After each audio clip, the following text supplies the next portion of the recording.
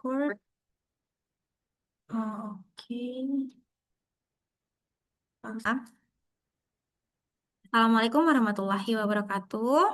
Waalaikumsalam warahmatullahi wabarakatuh. Waalaikumsalam warahmatullahi wabarakatuh.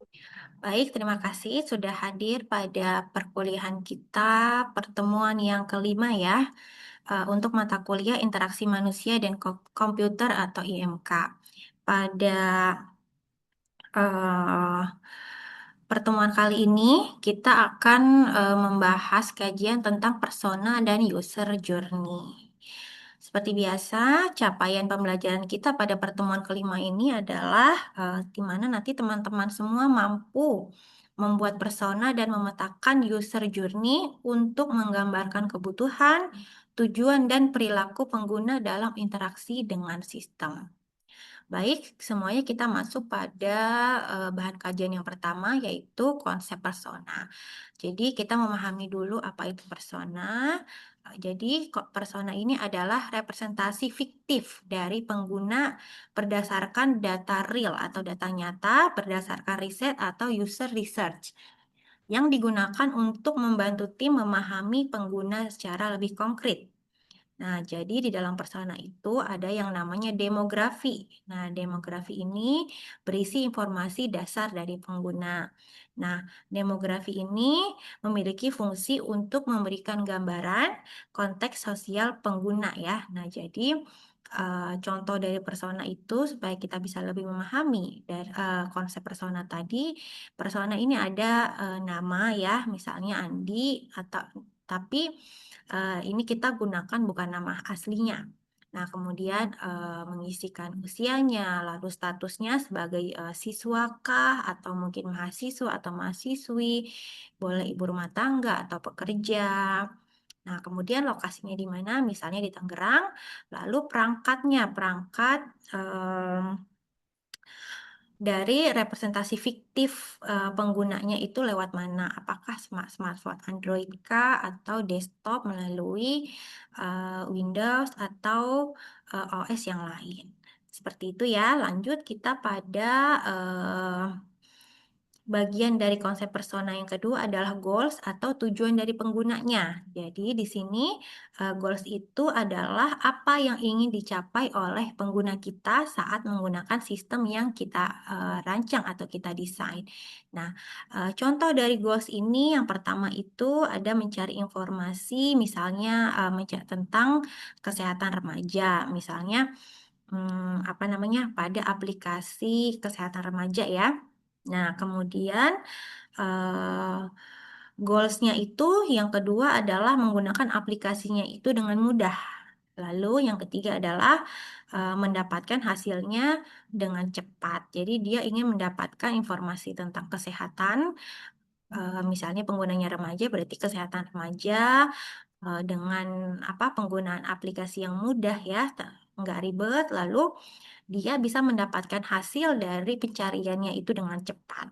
Nah, jadi goals itu harus spesifik dan juga relevan dengan sistem. Jadi jangan sampai kita membuat sistem apa tadi kesehatan remaja, kemudian informasinya atau goalsnya itu dia malah hasilnya tentang penyakit diabetes atau penyakit jantung. Nah, kan tidak relevan dengan sistemnya ya kan? Nah, kemudian bagian yang ketiga pada konsep persona ini adalah behavior. Nah, jadi atau perilaku ya. Jadi behavior atau perilaku ini bagaimana kebiasaan pengguna dalam menggunakan teknologi. Jadi pada bagian behavior ini kita menganalisis perilaku pengguna kita. Nah, jadi misalnya pengguna kita itu lebih sering menggunakan HP daripada laptop. Lalu dia menyukai aplikasi yang simpel dan juga cepat. Nah, kemudian user kita ini jarang membaca teks panjang. Nah, dari analisis ini kita bisa memahami. Nah, behavior itu akan mempengaruhi desain UI atau UX kita ya. Jadi dari contoh hasil analisis behavior kita, berarti kita harus mendesain sesuatu itu yang mobile friendly. Misalnya kita boleh saja nggak membuat sistem berbasis mobile ya atau Android. Nah, kita membuat berbasis website. Nah, tapi website tersebut harus bisa diakses melalui mobile juga atau kita sebut dengan mobile friendly. Karena kita tahu bahwa user kita ini lebih sering menggunakan handphone daripada laptop. Nah, karena dia suka yang simple. Kalau buka laptop itu kan mungkin membutuhkan waktu, membutuhkan space, lalu posisinya tidak bisa apa namanya sesukanya gitu ya. Nah, kemudian kita juga harus menyediakan informasi-informasi itu mengurangi teks bacaan yang panjang. Jadi hal yang penting, informasi yang penting sebisa mungkin kita apa namanya kita persingkat. Jadi lebih padat namun tetap jelas. Lalu eh, bagian yang keempat adalah pain points. Nah, jadi pain point ini adalah masalah atau hambatan yang dialami pengguna. Nah, pain ini kan kalau dari kata dasarnya kan sakit ya, namun kita bisa artikan itu adalah masalah karena kan sesuatu yang menyakitkan itu adalah suatu masalah atau sesuatu yang menghambat kita ya sebagai pengguna misalnya. Nah, jadi eh, pain point ini contohnya misalnya user kita itu takut data pribadinya bocor. Jadi masalah yang dikhawatirkan, dia takut data pribadinya bocor, kemudian aplikasinya terlalu rumit, jadi dia merasa takut sulit untuk menggunakan aplikasi atau sistem yang kita rancang atau yang kita develop. Nah, kemudian yang ketiga adalah banyak istilah yang sulit dipahami. Karena banyak istilah yang sulit dipahami atau terlalu teknis, jadi pengguna kita yang awam, terutama misalnya kita user kita ada yang usia remaja dari SMP kelas satu ya. SMP kelas satu ini kan peralihan jenjang dari SD ke SMP. Mungkin saja pemahaman kosakata mereka terhadap bahasa-bahasa teknis ini masih kurang. Jangan atau enggak mungkin pengguna kita itu ada juga yang usia 50 tahun atau 45 tahun ke atas.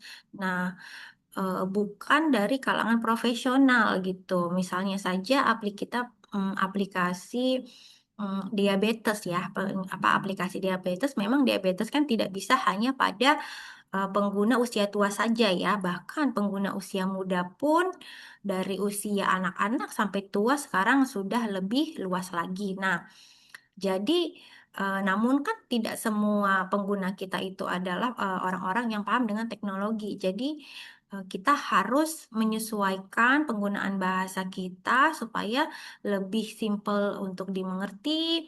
Kemudian, mereka tidak sulit menggunakan aplikasi kita, tidak sulit dalam memahami informasi yang kita berikan.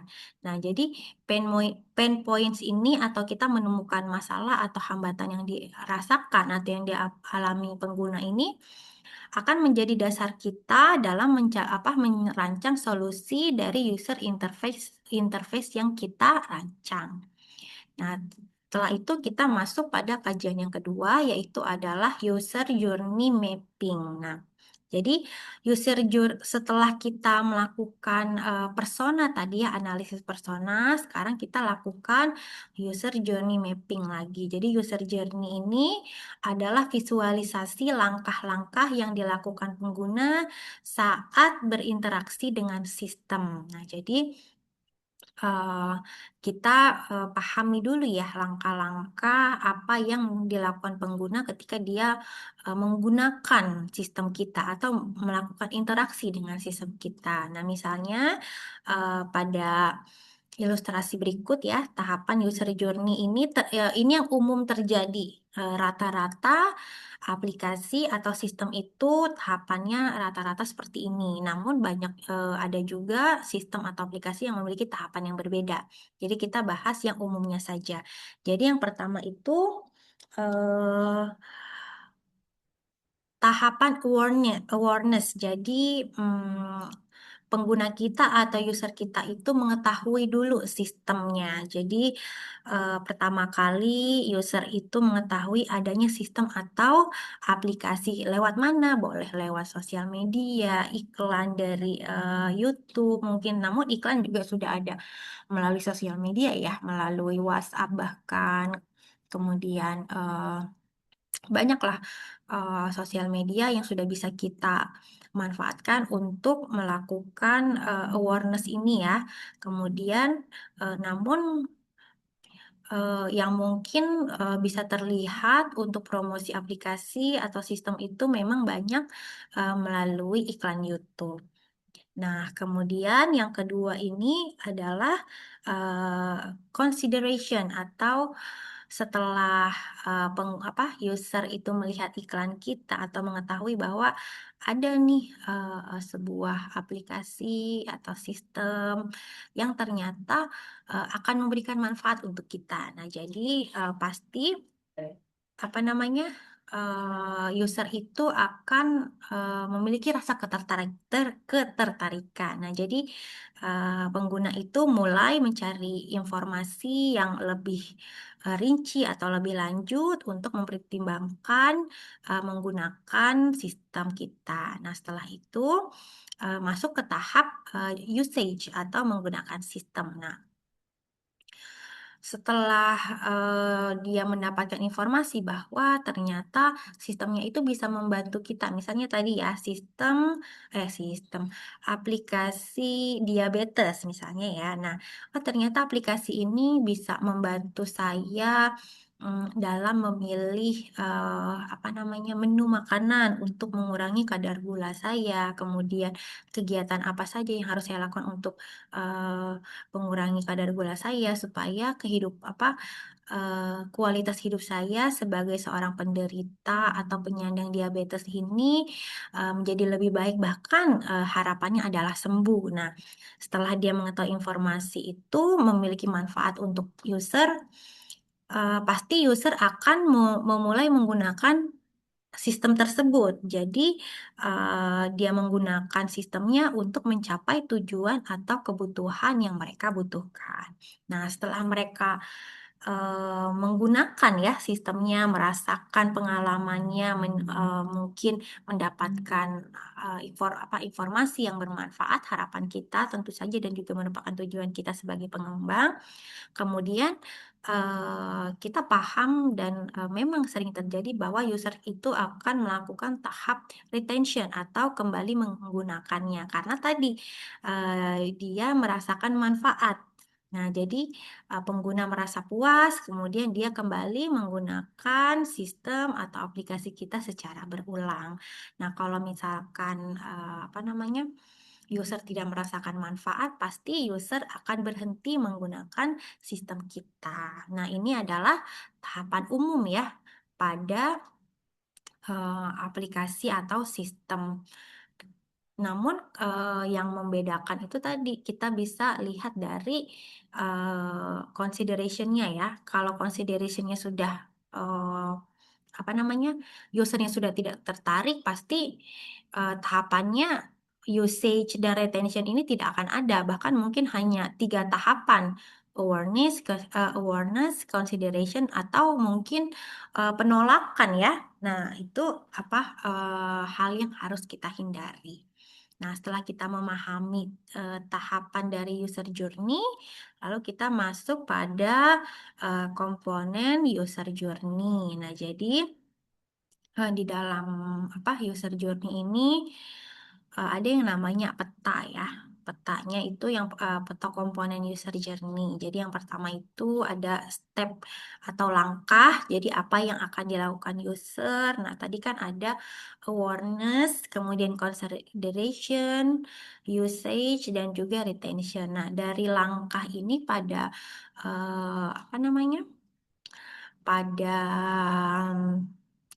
tahapan awareness. Nah, tadi user ini mengetahui aplikasi, kemudian dia mencari informasi yang lebih lanjut atau lebih rinci. Kemudian pada usage-nya dia akhirnya menggunakan aplikasi. Nah, lalu retention menggunakan kembali menggunakan sistem atau aplikasi. Nah, setelah langkah-langkah atau step ini, kita masuk pada komponen action. Nah, jadi action ini adalah aktivitas penggunanya. Nah, aktivitasnya apa? Pada awareness dia melihat iklan atau melihat rekomendasi atau bahkan merekomendasikan aplikasi yang memang dia rasa memberikan manfaat atau bahkan menyenangkan untuk dia.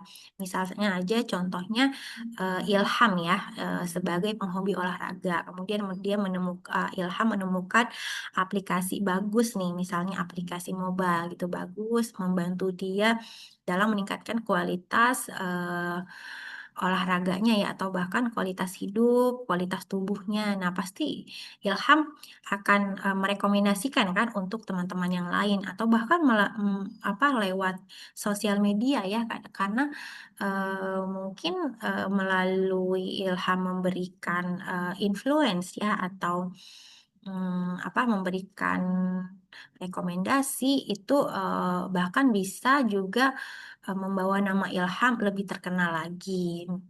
Biasanya lewat influence ya. Nah, dari situ melalui tahap awareness, kemudian masuk ke tahap consideration ini. eh, Pada komponen action, kemudian user akan membaca fitur, review dan membandingkan. Nah, ini pasti teman-teman relate ya. Nah, ini yang kita lakukan. Kita membaca fiturnya ada apa aja yang memberikan manfaat dan memberikan informasi yang membantu kita. Kemudian kita lihat reviewnya benar nggak sesuai dengan fiturnya. Kemudian kita bandingkan bahkan dengan aplikasi atau sistem yang lain. Mungkin lewat biasanya itu lebih ringan nggak? Terus kita lihat UI UX-nya lebih mudah dipahami nggak? Meskipun ya fiturnya sudah bagus, kemudian reviewnya juga bagus, lalu memberikan manfaat dan informasi yang positif untuk kita. Tapi setelah kita coba, kita bandingkan dengan aplikasi lain, ternyata sistem atau aplikasi kita ini menyulitkan untuk user kita. Nah, pasti dia tidak akan menggunakan sistem kita. Nah, ketika dia membandingkan, namun dia merasa, oh ini lebih mudah nih untuk digunakan. Tadi manfaatnya banyak ya. Nah, pasti dia akan melakukan pendaftaran atau sign up ya. Nah, setelah melakukan sign up, dia akan mencoba fitur utamanya dulu. Fitur-fitur pelengkapnya, dia akan mencobanya setelah merasakan manfaat dari fitur utamanya. Lalu pada tahapan retention, user itu akan menggunakan ulang dan mengeksplor fitur-fitur lainnya. Lalu kita masuk pada komponen thinking dari user journey. Nah, jadi komponen thinking ini adalah komponen apa yang dipikirkan oleh user kita. Nah, jadi apa yang dipikirkan oleh user kita ini contohnya misalnya, oh aplikasi ini menarik ya ketika masuk pada tahap awareness-nya. Biasanya mungkin dari iklannya seperti itu. Fungsinya apa ya? Atau mungkin dari kalau misalnya teman-teman tidak melakukan iklan melalui sosial media atau YouTube atau mungkin teman-teman melakukan apa namanya eh, sos apa eh, marketing lah ya istilahnya terhadap sistem sistem yang dikembangkan atau aplikasi dikembangkan misalnya dengan cara konvensional gitu kan. Nah, eh, dari review kita nih, Kak, coba deh aplikasi ini. Kita punya aplikasi nih, fungsinya ini bisa ini. Nah, terus user kita tertarik. Nah, tertarik dia tanya fungsinya apa. Setelah dia tahu kalian memberitahukan fungsinya, dia mengetahui fungsinya. Nah, dia akan masuk pada tahap consideration. Apakah aplikasi ini sesuai dengan kebutuhan saya atau tidak? Lalu bagaimana cara menggunakan fiturnya? Nah, ini pada tahapan usage. Lalu pada tahapan retention. Nah, setelah dia merasakan manfaat dari aplikasi ini, ternyata aplikasi ini berguna. Nah, dia akan merasakan bahwa aku akan tetap pakai aplikasi atau sistem ini. Kemudian pada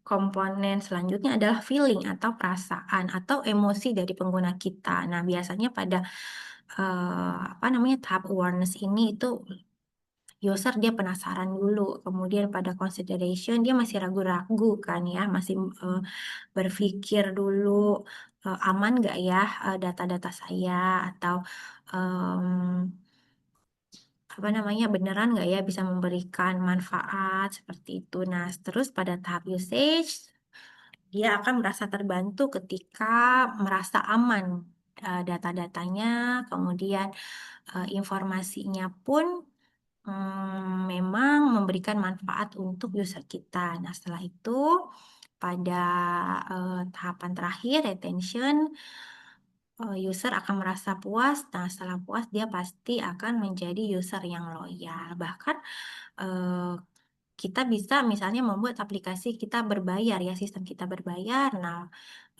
user itu pasti tidak akan segan atau tidak akan berpikir ulang untuk mengeluarkan biaya tambahan untuk subscribe misalnya atau yang apa namanya sistem kita itu ada yang pro-nya misalnya seperti itu ya.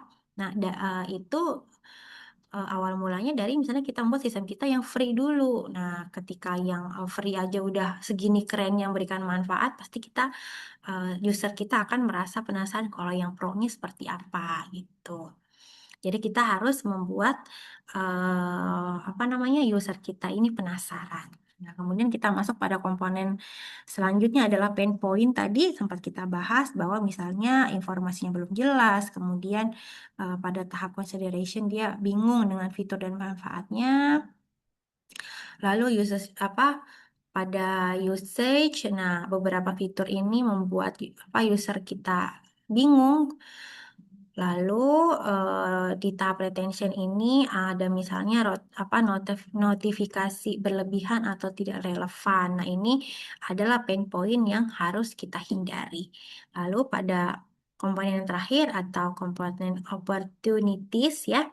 Nah, di sini pada tahapan awareness kita ini harus memperjelas value atau proportion dari sistem atau aplikasi kita di awal ya. Misalnya apa dari iklan tadi boleh atau ketika kita menjelaskan secara langsung juga boleh. Kemudian tampilkan manfaat utama dan testimoni pengguna ini untuk mendukung consideration dari user kita. Nah, pada tahap usage kita itu harus menyederhanakan alur dan memberikan panduan yang interaktif. Tadi karena kita sudah memahami ya, kita sudah melakukan analisis bahwa kita perlu melakukannya penyederhanaan alur dan juga panduan atau tutorial yang interaktif. Nah, yang terakhir adalah kita buat personalisasi konten dan notifikasi yang relevan. Jadi memang ya kita akan merasa bahwa aplikasi yang kita gunakan itu adalah bagian dari diri kita karena kita sudah merasa itu adalah bagian dari kita pasti kita akan loyal kemudian kita akan terus menggunakannya salah satunya itu adalah konten yang kita banget gitu atau lebih personal. Nah, bahkan notifikasi juga relevan dengan apa yang kita rasakan kita butuhkan saat ini. Nah, itu ya untuk komponen dari user journey-nya. Nah, kemudian kita masuk pada kajian yang ketiga adalah empathy map. Namun empathy map ini masih bisa opsional ya, bisa kita lakukan atau tidak. Nah, jadi empathy map ini digunakan untuk memahami penggunaan lebih dalam dari sisi emosional dan kognitif. Nah, jadi sisi emosional dan kognitif dari user ini eh, kita pahami lebih dalam. Nah, jadi misalnya pada komponen empathy map ini biasanya terdiri dari stage ya apa yang dikatakan oleh user kita terhadap aplikasi kita ya atau sistem kita, kemudian think apa yang dipikirkan oleh user tentu saja, kemudian does apa yang dilakukan, kemudian feels apa yang dirasakan. Nah, jadi stage ini bisa melalui feedback. Kita bisa mengetahui melalui feedback apa yang dikatakan oleh user itu secara langsung. Kemudian things ini juga bisa kita dapatkan dari feedback apa yang dirasakan apa yang user pikirkan. Bisa tidak diucapkan secara langsung. Kalau says ini mungkin kita harus lakukan wawancara ya. Nah, jadi tidak hanya kita mengharapkan feedback saja atau pengisian kuesioner saja. Kemudian does in apa yang pengguna lakukan dalam keseharian ketika menggunakan sistem atau aplikasi yang kita rancang atau kita kembangkan. Nah, kemudian feels tentu saja apa yang tadi ya dirasakan oleh user kita secara emosional ya, senang atau mungkin frustasi, jangan sampai ya merasa dimudahkan ketika menggunakan apa tadi sistem atau aplikasi yang kita kembangkan. Nah, ini tadi contohnya ya dari Empathy Pad ini sebenarnya masuk ya juga pada apa namanya pada user journey sebenarnya. Namun ini lebih ke arah empathy atau perasaan. Nah, emosional. Kemudian contoh empathy map tadi biasanya user ini saya ingin aplikasi ini mudah untuk digunakan. Nothing-nya apakah data saya aman, lalu dasnya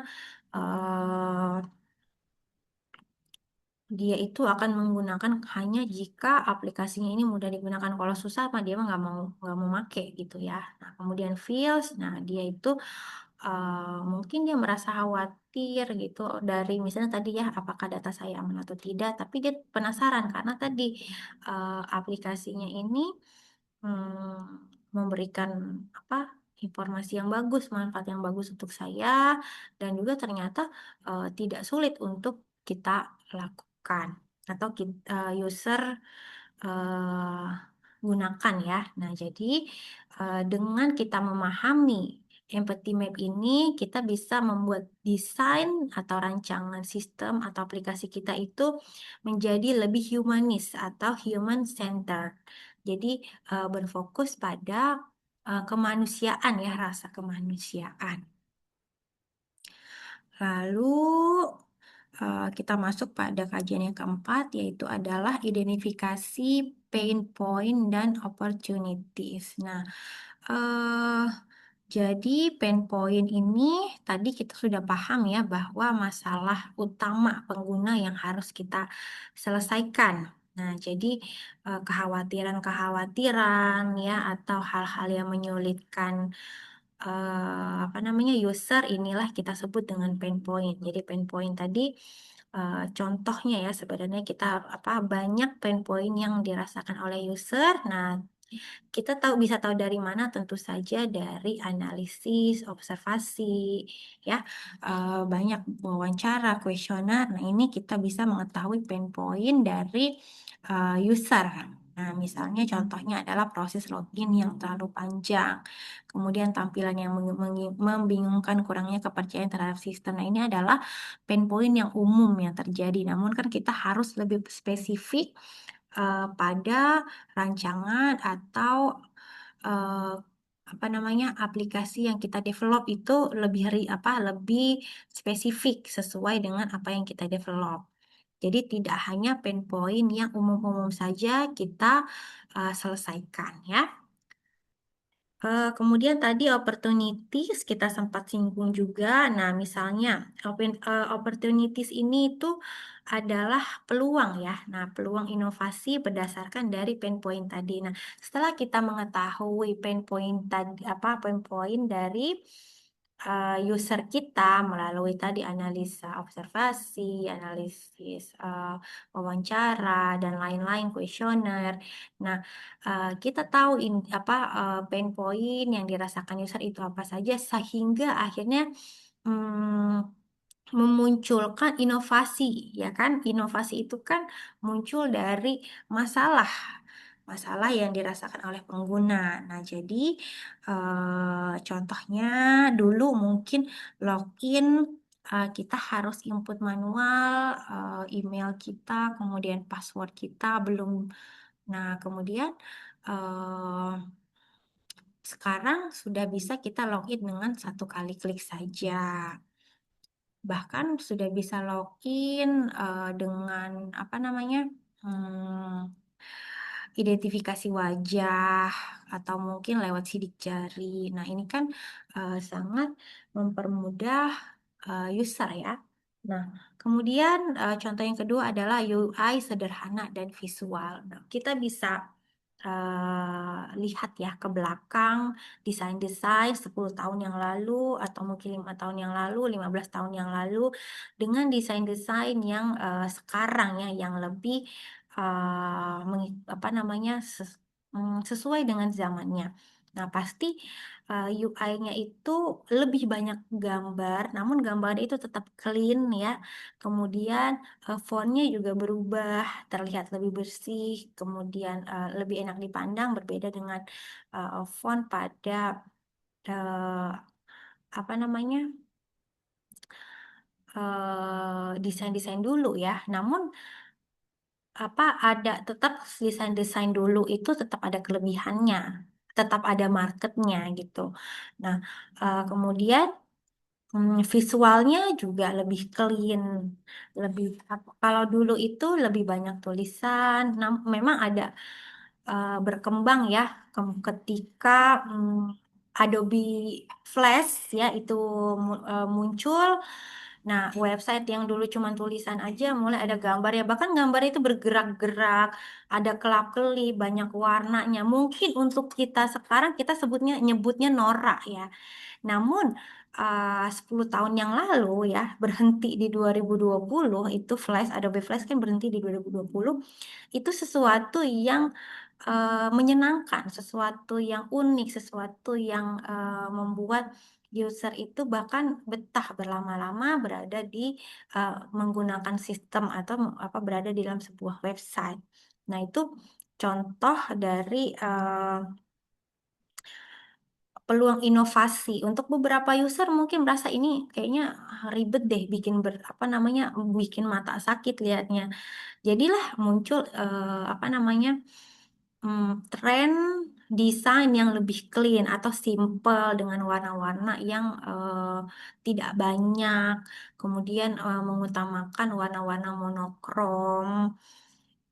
Ya, bahkan dari situ pun juga memunculkan inovasi, meskipun untuk beberapa pengguna merasakan ini adalah sesuatu kemunduran. Nah, ini kan uh, bergantung kembali lagi dari target market user kita. Nah, kemudian dulu ya, apa untuk masuk mode anonim untuk privasi ini kita harus menggunakan yang namanya aplikasi atau sistem dari pihak ketiga. Sedangkan untuk sekarang bahkan setiap sistem itu sudah menyediakan mode anonim atau mode privasinya masing-masing. Jadi eh, dari pain point yang semakin jelas bahkan semakin rinci itu eh, solusi yang kita berikan itu akan semakin tepat.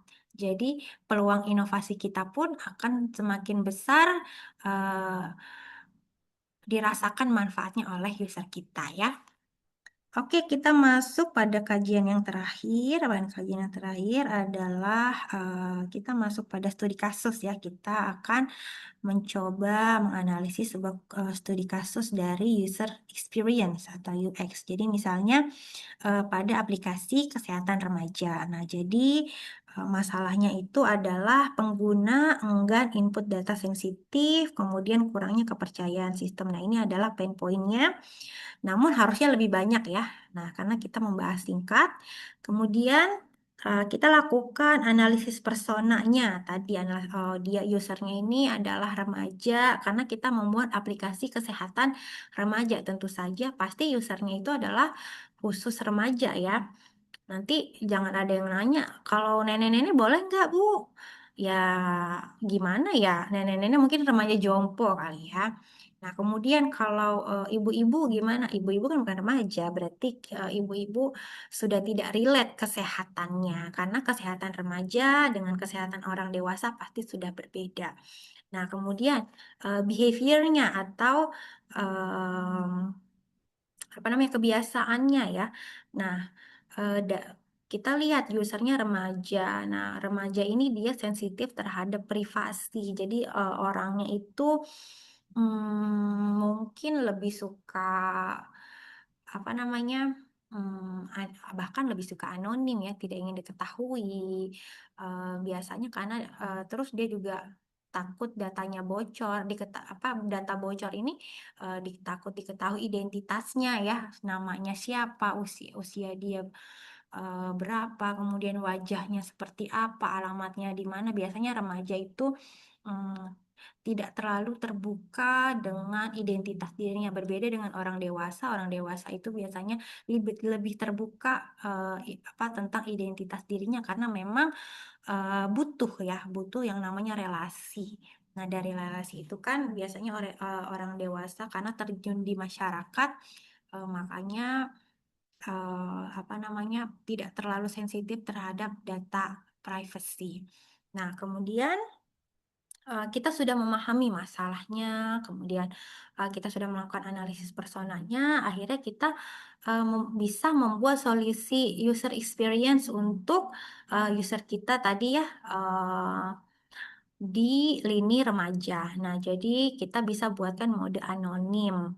Bisa juga di apa dia log karena kadang remaja itu males ribet juga ya, males input tadi ya.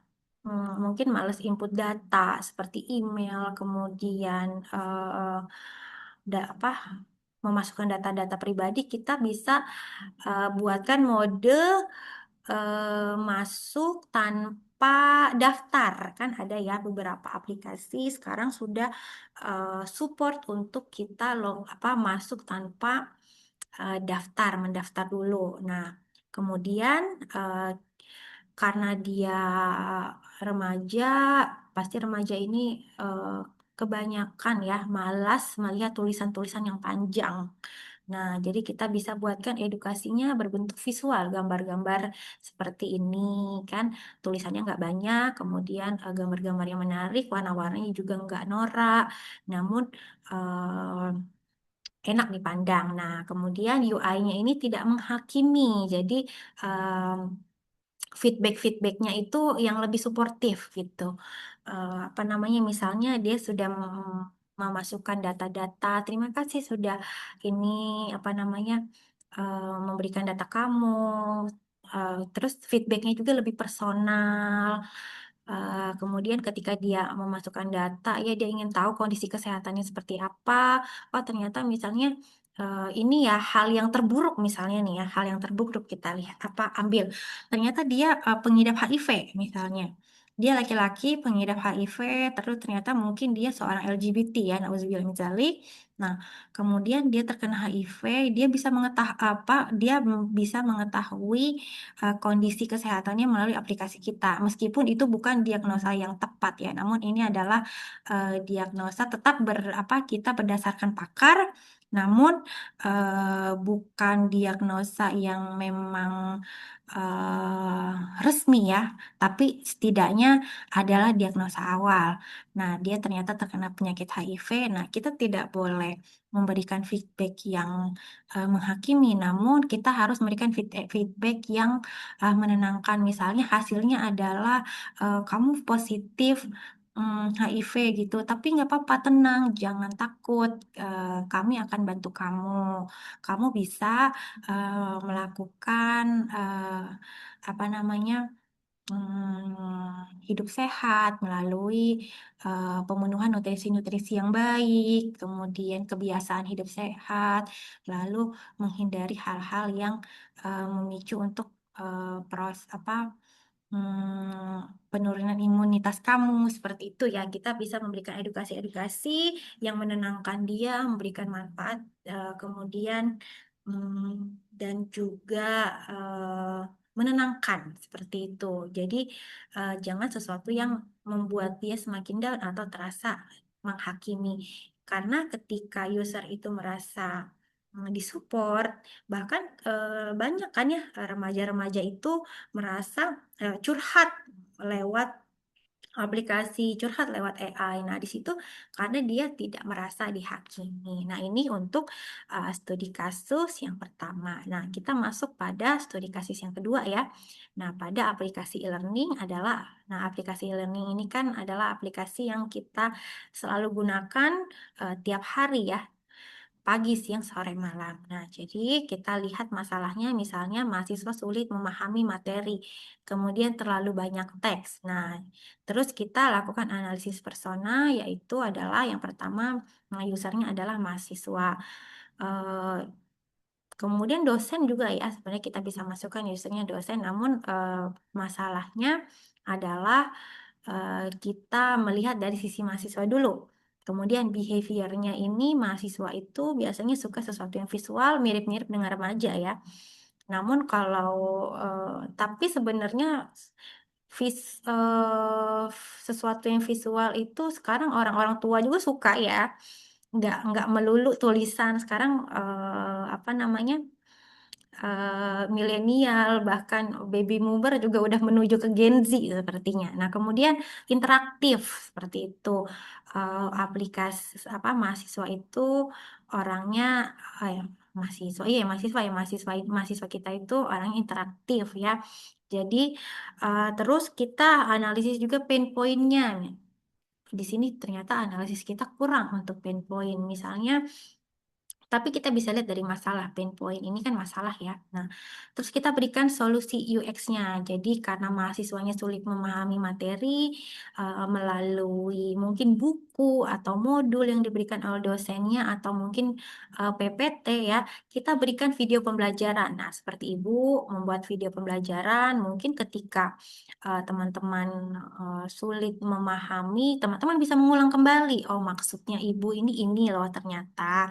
Nah, melalui video pembelajaran ini. Kemudian karena mahasiswa ini menyukai sesuatu yang visual dan juga interaktif, kita bisa membuat kuisnya itu berbasis gamifikasi atau game gitu ya. Jadi lebih menarik gitu. Bahkan ketika dia berhasil menjawab, mungkin seperti game, selamat kamu berhasil melewati level 1 gitu. Sesuatu yang menarik seperti game kan. Nah, eh, kalau kita terapkan pada e-learning kita ini pasti sesuatu yang bagus ya, sesuatu yang positif yang akan dirasakan oleh teman-teman juga sebagai seorang mahasiswa. Nah, kemudian karena terlalu banyak teksnya ya, misalnya modul gitu ya, Ibu kan pernah memberikan modul. Eh, Mungkin Ibu bisa prediksi nih ya dari total mahasiswa Ibu yang membaca cuman 30% ya. Bahkan mungkin Ibu bisa prediksi siapa aja yang nama-nama orang yang membacanya ya. Nah, bagaimana supaya mahasiswa itu eh, bisa mau membaca ya eh, karena kan masanya tadi terlalu banyak teks berarti kita materinya kita buat ringkasannya boleh tetap tetap harus rinci namun pada akhir pembahasan kita buatkan ringkasannya atau kesimpulannya seperti itu contohnya seperti ibu nih udah panjang ibu cerita dari tadi nah namun tetap ada kesimpulannya supaya poin-poinnya teman-teman bisa eh, meresap gitu ya, tertinggal pada memori teman-teman. Nah, sekarang kita bahas kesimpulan kita. Tadi ya kita sudah memahami yang pertama, persona itu membantu kita sebagai developer atau bahkan desainer UI UX untuk memahami pengguna secara spesifik dan juga realistis sesuai dengan keadaan real di dunia nyata ya. Kemudian user journey tadi itu memetakan pengalaman pengguna dari awal hingga akhir saat bahkan memulai mengetahui atau baru mendengar aplikasi atau sistem yang kita launching.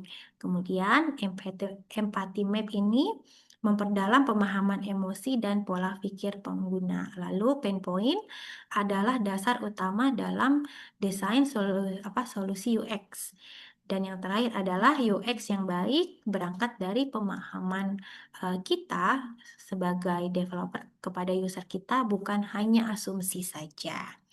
Baik, teman-teman semua, demikian pemaparan dan penjelasan dari Ibu untuk pertemuan yang kelima ya, persona dan user journey. Sekian pembahasan dari Ibu ya. Terima kasih. Assalamualaikum warahmatullahi wabarakatuh. Waalaikumsalam warahmatullahi wabarakatuh.